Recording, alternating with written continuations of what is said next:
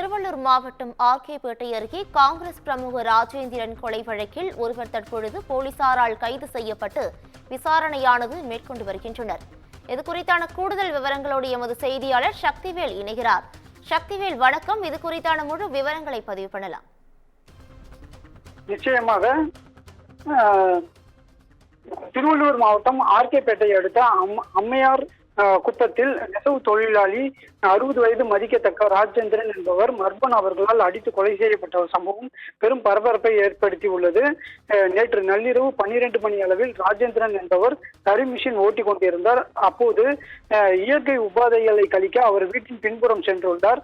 அப்போது அங்கு வந்த மர்ம நபர்கள் அவரை அடித்து கொலை செய்து தப்பியுள்ளனர். ராஜேந்திரன் என்பவருக்கு 3 மகன்களும் 2 மகன்கள் சென்னையில் உள்ள தனியார் நிறுவனத்தில் பணி செய்து வருவதும் தெரியவந்துள்ளது. நேற்று அவருடைய மனைவி 12 மணி அளவில் ராஜேந்திரனை காணவில்லை என சிறிது நேரம் வீட்டின் பின்புறம் சுற்றியுள்ள பகுதிகளில் தேடியுள்ளார். ஆனால் அவர் இருக்கும் இடம் தெரியாததால் மறுபடியும் வீட்டிற்கே சென்று உள்ளார். இது குறித்து ஆர்கே பேட்டை போலீசாரிடம் வழக்கு பதிவு செய்து தீவிர விசாரணை மேற்கொண்டு வந்தனர். டிஎஸ்பி கந்தன் நேரில் சென்று சம்பவ இடத்தில் தடயங்களையும் சேகரித்து வந்துள்ளார். திருவள்ளூரில் இருந்து மோப்ப நாய்களை வரவழைக்கப்பட்டு கைரேகை நிபுணர்களுடன் தடயங்களை சேகரித்து வருகின்றனர்.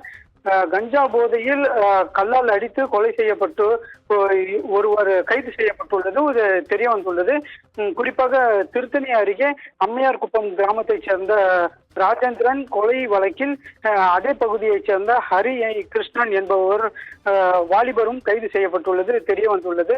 ராஜேந்திரன் வீட்டின் அருகே நள்ளிரவு கஞ்சா போதையில் இருப்பதை பார்த்த ராஜேந்திரன் கல்லால், அதாவது தட்டி கேட்டதால் கல்லால் அடித்து கொலை செய்யப்பட்ட சம்பவம் பெரும் பரபரப்பை ஏற்படுத்தியுள்ளது. கூடுதல் விவரங்களுக்கு நன்றி சக்திவேல்.